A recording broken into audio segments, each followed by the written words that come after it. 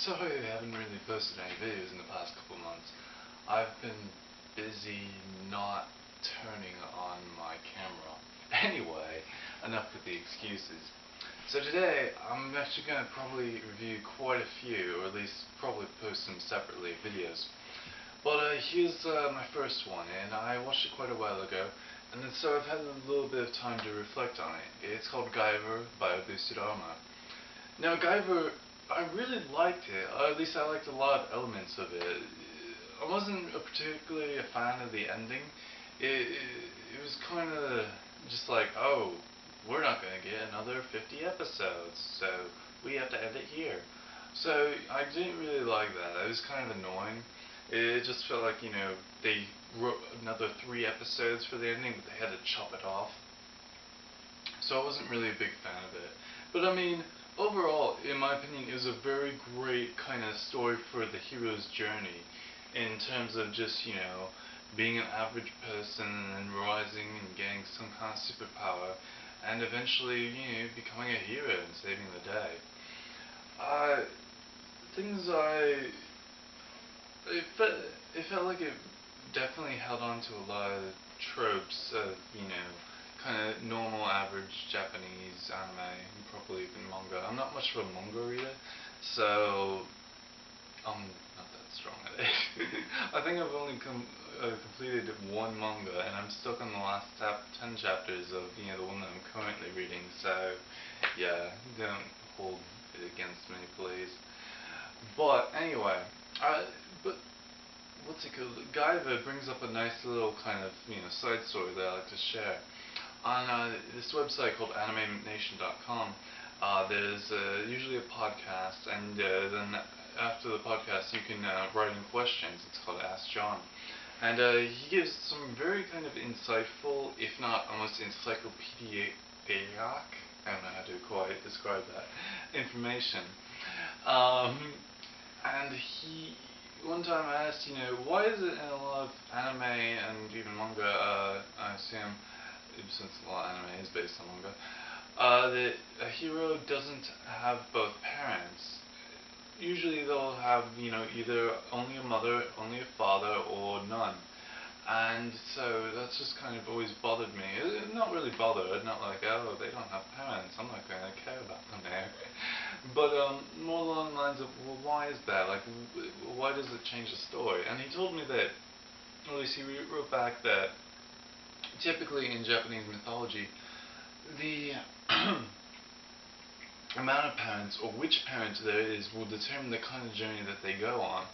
And I always wonder, like, is this more of a sexual discrimination, or was this gender roles, or is it just, the paradigm of the mindset of the Japanese during when they came up with a lot of the mythologies?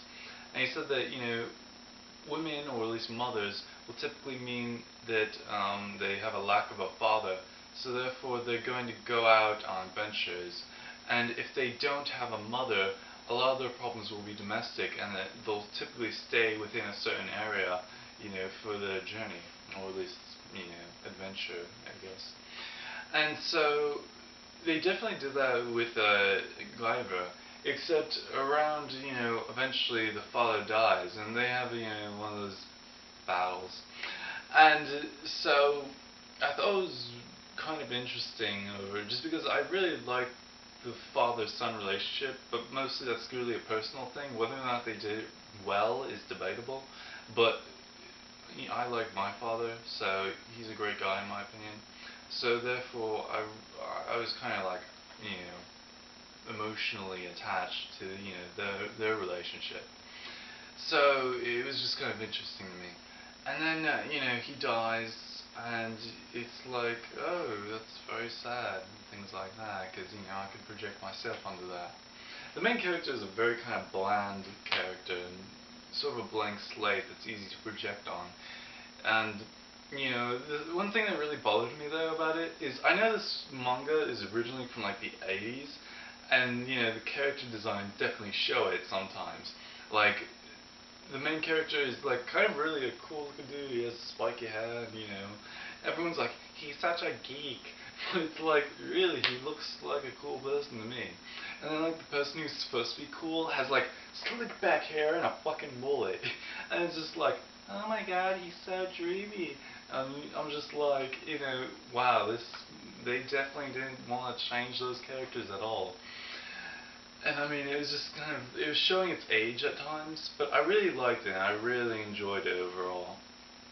Uh, One thing that makes me sad about it is that I haven't ever seen the actual 1990 movies of the live-action Guyver movies in the entirety. I saw the ending of the first one, I think it was, the one with Mark Hamill, and I was just like, Mark Hamill? Really? Luke Skywalker? What is he doing in this? Because I'm always interested in how a lot of the careers of the Star Wars people sort of went downhill afterwards, except for Harrison Ford.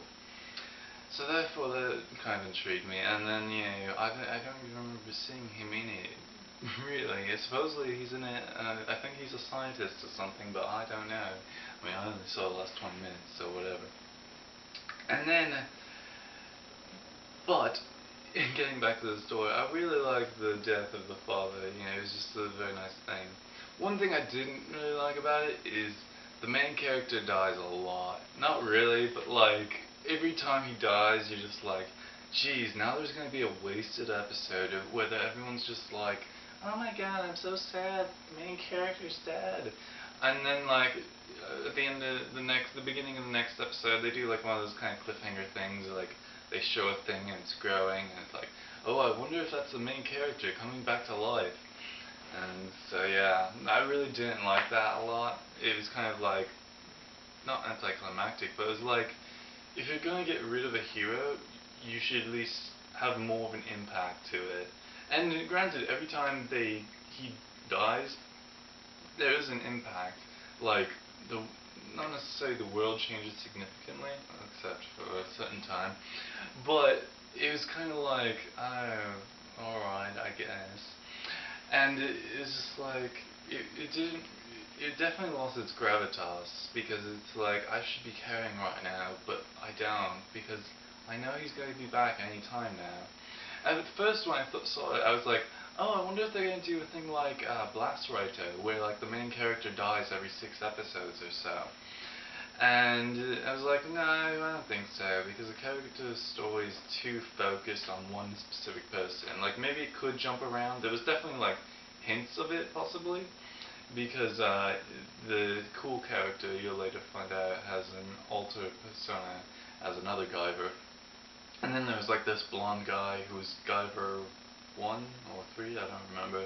They have, like, an illogical naming or numbering system, I think. I think it's like, in terms of the way that introduced, I think it's like 2, 1, 3, so I don't know. It's kind of bothersome. Anyway, but I really enjoyed it overall. It's definitely a great story and definitely enjoyable. So I think that's it for today, or at least this one. This feels a bit empty, but I don't know. It's been a couple months and I don't want to say something that I'll eventually want to stick my foot in. So, hey, keep watching.